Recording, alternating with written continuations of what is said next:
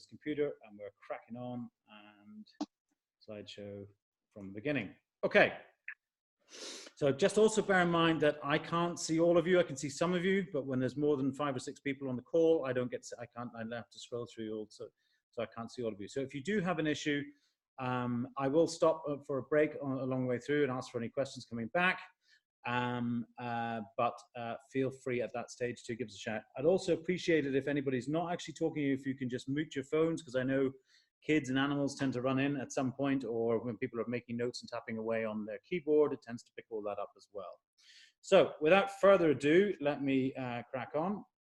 So before we go any further, let me just say, as normal, touch on the prelims. Just some major acknowledgements here to Gina B and Keeney and the fantastic team at Mighty Networks.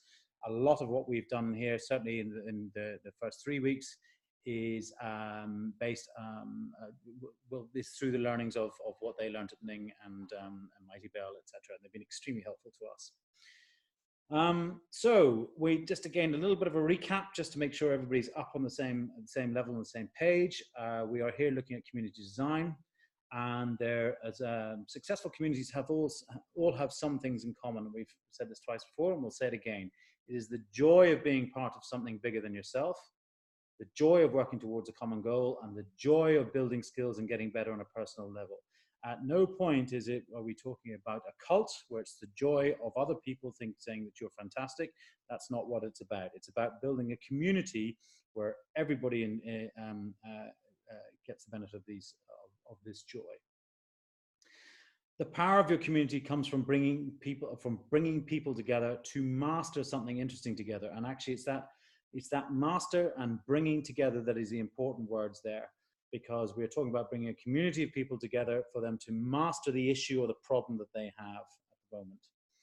As we've said before, the structure is basically 5 pillars. You have your big purpose, why we're all here, and I know you did that. We looked at that at week 1, and most of you have actually done some work on your big purpose, so where you want to take your communities. Then we looked last week at a year in the life of where we are going on our quest, and we'll just touch on the exercise we went through in that. This week, we're going to look at monthly themes, which are the general roadmap of your relevancy. These are all big marketingology and marketing bollockology words, but actually, you'll see what we're going to, what we mean by that in a second. And weekly calendar is where we create the habit that we all take part in. And daily actions is not just churning out that content, and which we'll also touch on today, not just churning out that content, but it's how you get your members engaged, producing that as well. So your big purpose that you produce, it's the motivation for you and your community. It's something that can only be accomplished by bringing these exact people together to answer the call that we looked at when we were looking at the hero's journey. We then looked at 3 types of results, or member results, your results, and the results that you want to get for your circle. And I think you did some brainstorming on that last week. And then we touched on these 3 pillars of generating that wisdom, where we can achieve these results. We looked at monthly themes, where we keep it interesting for the whole year, and we're laddering up to achieving those aims. And then this week, we're going to look at weekly calendar and daily actions, where we keep it regular and we build habits, and where we get most members talking and engaging within the circle. So monthly themes that we looked at last week, we said they have to support and ladder up to your big purpose. They need to fit together and build on each other. And then they need to be challenging and important, because if they weren't challenging and important, nobody really give a monkeys whether you're up there or not or doing it. Okay, so but particularly they must support and ladder up to your big purpose. So it all comes from your big purpose. So rather than you being the big purpose for everybody being there, there was a big purpose where you're taking this entire community on this journey, and they're going to receive the rewards of getting there in the end. And as I say, they need to fit together and build on each other, but then again, it shouldn't really be in necessarily consecutive order, because you will get some people joining at different times throughout the year. You then produced some monthly themes. You took 3 steps. The first thing was you defined your top results that you wanted for either your members or your results, or your circle results, or a combination of all 3. And then you got into that brainstorming session, which I'm presuming that I'd like to see lots of noddings of heads here, that when you actually got into it, you went, oh my word, oh look, there's how much more than I thought there was. Oh yes, so everybody they originally went, how am I going to get 25? Actually, as I said to you at the time, you'll probably find that you get into 25 or 30 by the time you've got there. Would you agree with that, Roisin? Oh, yes. Okay, so then you then got into producing your, you may not have laid it out in this way particularly, but you produce your monthly themes for your, or you drafted your year a year in the life of. Okay, so I asked you to identify your 3 top results, brainstorm a long list of results or potential themes, and draft your year in the life, which you did. Right, so we touched on this briefly before the recording started, so I'm not going to go on it there. But I'd just like to, as I say, that I have seen some of them, but I haven't got into them all in detail. Right, so weekly calendars. Okay, so remember we said we had these three themes of how you build your purpose. I'm just trying to turn my video on again. So you got these 3 themes, okay? Three themes. And the first one was that year in a life, that essentially those themes that you're producing throughout the 12 monthly themes that you're going to produce out for the first 12 months of your circle or your community or whatever you want to do. Okay, and so they are laddering up to that big purpose. But your weekly calendar is where you create the habit for your members to come back and contribute. Okay, and this is less about what's in your weekly calendar and more about sticking to it consistently. So as I've said to you before, every Tuesday evening, 8 p.m., here we are. And you guys are in the habit of doing that. So you will see that when we produce calendars, you'll see that whichever way you want to do it, every Monday you do this, every Thursday you do this, every Friday you do that. And as I say, but it's not necessarily about the content that is in each of those days that you produce in those days. It's more about you sticking to it and people getting used to the habit and getting into the habit of turning up and responding to your weekly calendar. The example I usually always give of this is I'm a really big fan of sailing videos. I'm sailing and I have another big purpose that I'm laddering up to in 4 or 5 years' time. As a consequence, I spend a lot of time watching YouTube videos about sailing, but I can tell you which videos, which people produce on a Monday, which guys produce on a Thursday, which guys produce on a Friday, and which guys produce on a Saturday. And I'm in the habit of, over my lunchtime, sitting down and I know what's going to come in that day or what should be there that day. And it's just a habit. I just do it now. Nobody needs to send me reminders or whatever. That's just what I do. On Monday, I'm watching these guys. On Wednesday, I'm watching these guys. On Friday, I'm watching these guys. Okay. A good weekly calendar, its primary aim, as I say, is a good weekly calendar generates or highlights contributions from you. So we'll go into the details a little bit of what you might do in each day. But just to give you a couple of examples of a good day in your weekly calendar. And it's one that offers valuable learning from you as a host, okay? It's the valuable learning that's coming from you, or it contributes, it highlights contributions from other members, where they're sharing stories, experiences, and ideas, okay? Now, it's actually not so much the second one because we'll come on to that in a second, but it's in particular the weekly calendar. The thing you need to remember about the weekly calendar is it's actually where the majority of your contributions of your planned content is going to come out inside the community. You should aim for it to be a minimum of 3 and a maximum of 6 days. And definitely remember that more is not necessarily better in a weekly calendar, okay? So the 3 strong days are much, much better than 6 mediocre ones. So what we're saying is that you start narrow and you can build up to it. So essentially, if you're at all worried that you're not going to be consistent, then do start with those 3 days. In fact, I'd almost say from the start, just start doing 3 days. You can always add more, but once you get into the habit of producing maybe 4 or 5 days of content that is coming from you, what you usually find that is when you get slack or you haven't done so much, it becomes this huge pressure producing this type of content. So take it from me, who's been there. You do get into this thing, and then when you miss one, then you feel really guilty, and then you feel it wasn't as bad, then you slip back from 5 to 4 to 3, etc. get used to doing 3, understand how relatively, once you've planned it out properly, how relatively simple it is. And then if you want to build up to 4 or 5 or whatever, then fine do. But start now with 3. So a good example of a weekly calendar might be on Mondays, you do community updates. On Thursdays, you do a Q&A chat over Crowdcast or Zoom. On Fridays, a Zoom call on problem solving or brainstorming. Another example where people are a bit more confident with it. Mondays, you might announce to say, I'm going to Mondays, I do new member announcements. On Tuesdays, we do member spotlight stories. On Wednesdays, it's soul care or office hours, or i.e. where you open a Zoom call where everybody can contribute, or you do a Q&A session. I used to do it on as a Facebook group on as a marketing lunch, but don't go near Facebook. Thursdays, in this particular case, we have a new blog post or podcast or article. And then Fridays and fun questions or survey for later articles.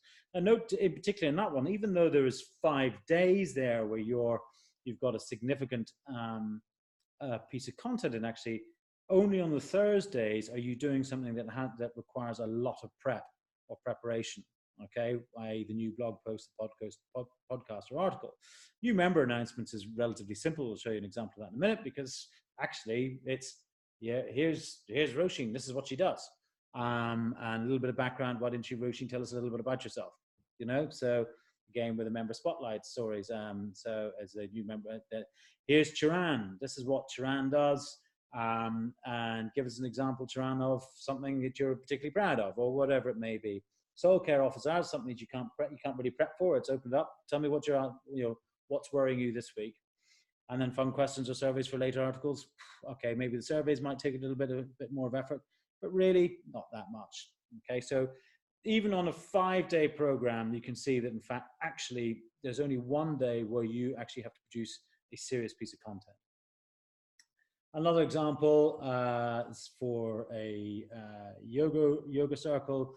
So a new yoga video posted on the Sunday, question of the week posted, book club discussion article, new member videos posted, Feel Good Fridays, Saturdays, weekly recap.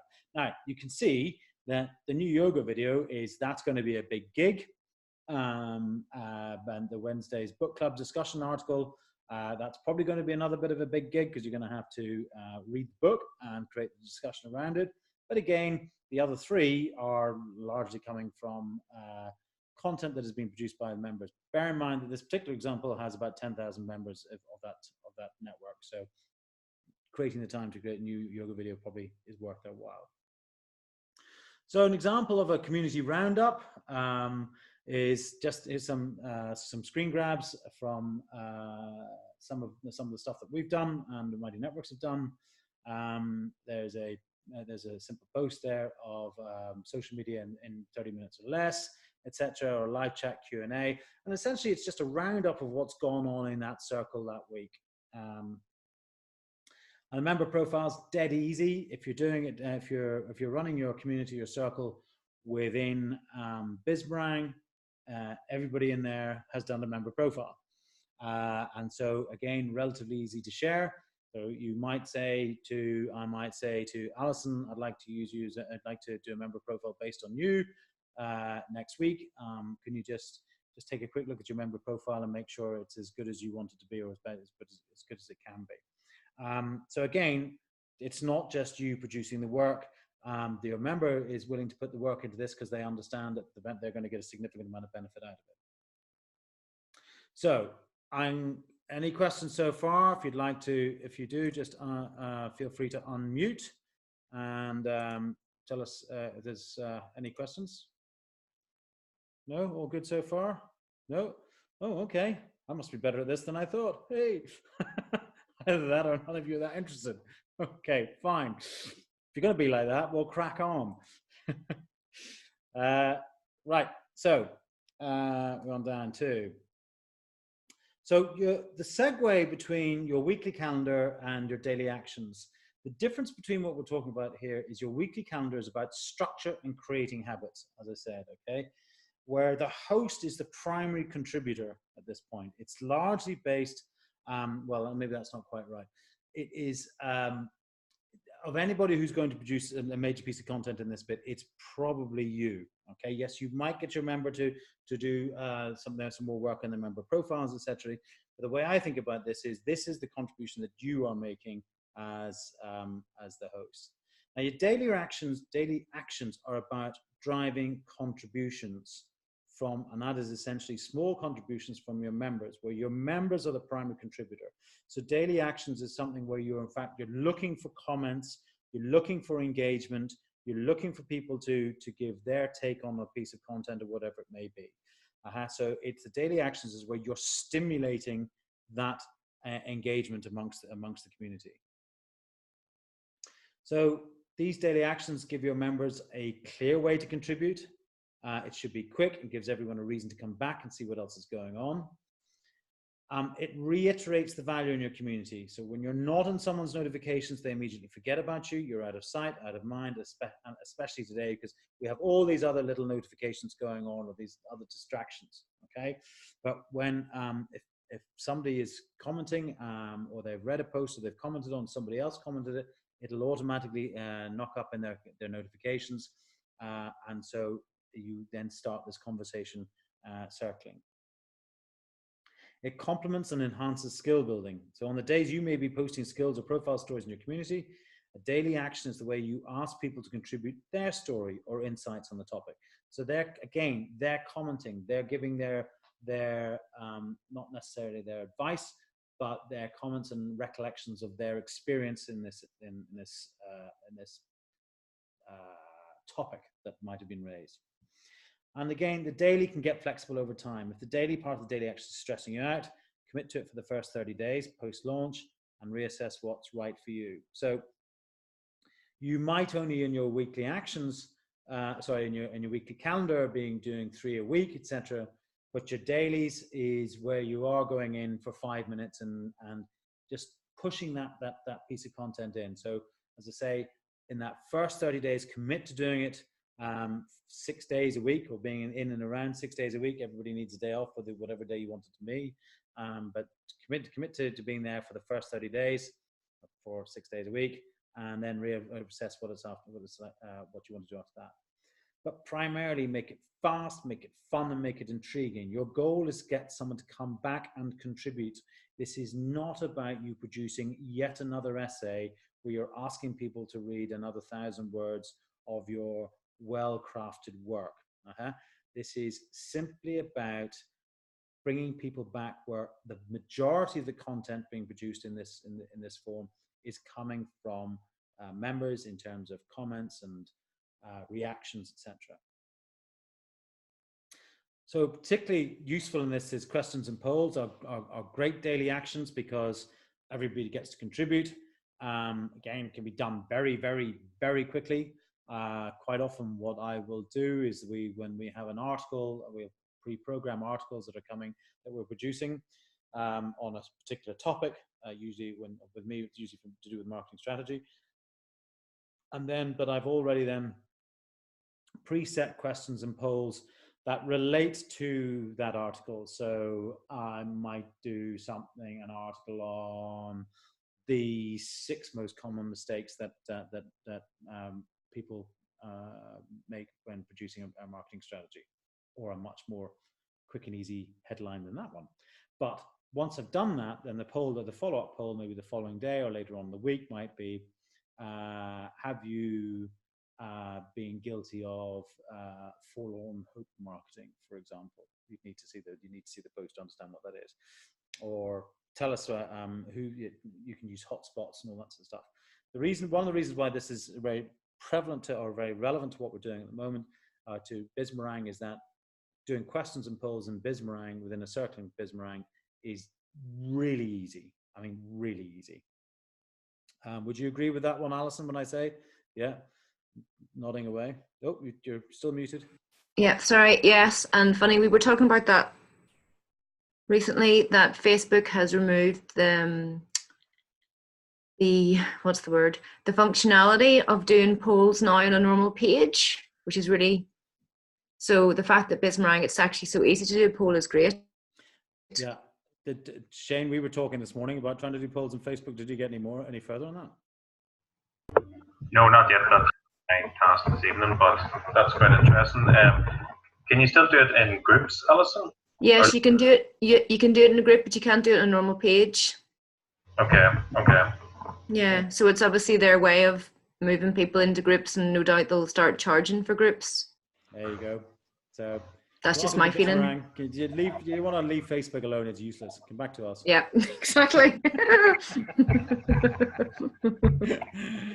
Okay, so moving on to briefly then what your homework is for this. There's two parts to this homework, and guess what it is. The first one is decide on your weekly calendar.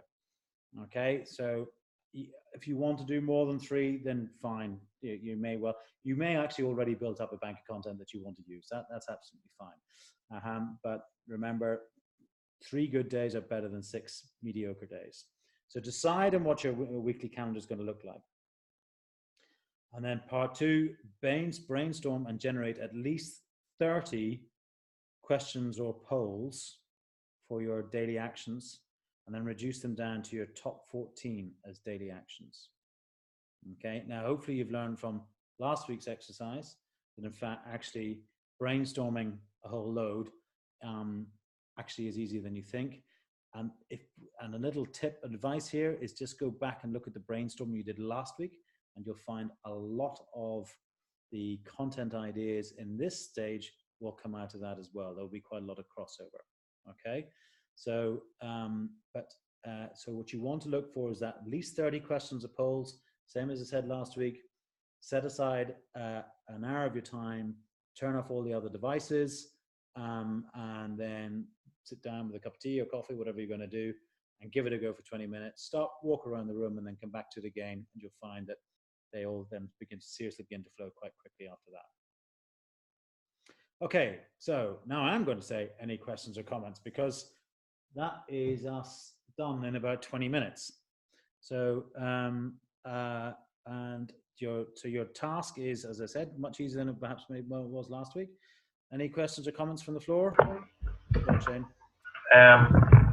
With the daily tasks at the start, can you overdo with daily tasks, as in you overwhelm your community with too many questions, too many polls? Yeah, yes, you can. And one of the things that, particularly for new members into the community or circle, that we found before is that they automatically have all their notifications on. So they turn all their notifications on, so they get, every time you make a comment or a comment goes in there, that in fact actually they're getting pinged on their email. So actually, yeah, you can overdo it, and bear in mind that you probably, one of the things we don't want with Bizmarang as a whole is we don't want people to start getting completely engrossed in your circle or whatever. For us, a perfect circle is where people come in and they might spend 10 minutes maximum a day. They might read your article, do a little couple of comments, but unless they are, I don't know, unless you're doing something that is going to completely change somebody's life, in fact, you will build a really strong community and something that people don't feel that they have to commit a lot of time or a lot of energy to, but they still get a significant amount of benefit if they can do it in 5, 10, maybe 15 minutes a day. Yeah. Would you agree with that, Shane? Is that would you? Yeah. Also, another point, I suppose, it's hard to know get the balance right. Is that if you overwhelm your members at the start with too many questions or polls or whatnot, you might find that the engagement for each question starts to fall, and you'd rather have 1 or 2 great questions in a week that's getting lots of engagement and whatnot, rather than 6 or 7 that nobody's really answering. Otherwise, you just people then start to see nobody's answering, and then it becomes a bit of a then you get less engagement. Yeah, so it's just something to be aware of, I guess. Yeah, absolutely, and bear in mind that you'll also be probably monthly. Well, certainly in our local circles, monthly we have our monthly live events where people will turn up and all that sort of stuff. So there's a lot going on in a particularly in a local community. Now, of course, everybody's designing their own communities here themselves, but on the Bizmarang local, I mean, once you take into account and you've got the monthly meeting, the content that shakes out of that. And can you guys also do you do weekly Zoom calls or do you do fortnightly? And the locals, Shane? Oh, we were. I think weekly even was too much, so we would cut that down. Yeah, yeah, okay. Anybody else? Any other questions or comments? Joanne? So what do you have a sort of engagement target? Yeah. Difficult, yes. Okay, so this is something we will touch on in week 5 in of how many people that you recruit, how many will become active members, and how many will be engaged members. So where active members are people that are actively checking the circle, maybe paying their fees, but what I sometimes refer to them as lurkers. When they go in and they lurk and they read, but they don't really actively engage by commenting and all that sort of stuff. So we'll touch on it later on, and then and then engaged members are those who actually get in and get engaged, etc. So usually you'll find, in very, very general terms, that you will, out of every 10 members that have joined, you will find that 50% of them stay for the first month. After that, 30% of the original 10, three out of the original 10 are active, and 1 or 2 will be engaged. So you need to be aiming for a circle or community that is really 20 strong minimum, so at which point you're getting 4 or 5 people actively engaged, including yourself. Ideally, you want to get to 30 plus. And when you're getting to 30 plus, you'll find that you're getting 15 people paying, and where 10 are active and 7 or 8 are engaged. And it only takes 7 or 8 people to get actively engaged for it to become really quite interesting. But then we're touching slightly on what we do in week 5, but essentially we say, get your first 5 guinea pigs in, then a tranche of 10, another tranche of 10, another tranche of 10 over a period. And at that point, you've got so many learnings that that's when you launch and you go for 60 people in that stage. But before you do that, we have another very short course that will show you how to do that. But we don't let you do that until you've run your course, run your community for 3 or 4 months, because it's the data that you take out of that initial community that will then help you drive those other 60 in at a later date. Does that make sense? Yeah. Okay, so it is a real learning. It's a progressive point all the way through. So this is really the basics of how the content and engagement is going to work within your community, and then we will talk about how you're going to build that community significantly over time. All right, any more? Johnny, you okay? No, I'm good. Lots to learn and lots to do, but Got a lot of catching up to do. When I get into the thick of it, I'm sure. But no, learning lots, because I run the Leitrim Business Network, and I could be doing lots of these great things. Okay, so let's not go into that, but stay on. When I turn the recording off after this, just stay on, because you and Shane should really maybe talk about it the other day. Alison, is anything you'd like to chuck in here, having been around here for a bit? No? That was a very dodgy comment. No. Okay, fair enough. I'm going to stop the recording now. No doubt, actually, you'll all pile in with it with That's great. questions at that point.